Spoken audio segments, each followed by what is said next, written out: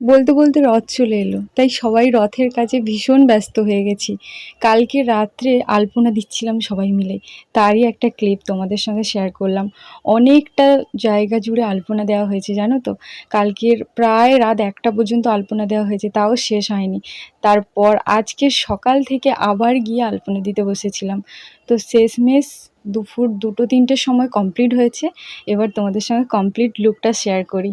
এই জায়গাটাতে না কীর্তন হবে, অনেকটা জায়গা জুড়ে পুরোটাই আমরা আলপনা দিয়েছি। আর তার চারপাশেই না তুলসী গাছের ভীষণ সুন্দর সুন্দর টব রয়েছে, তো আমরা সেই টবগুলোকেও আলপনা দিয়ে ভরিয়ে দিয়েছি। কেমন লাগছে তোমাদের অবশ্যই কমেন্টে জানাবে।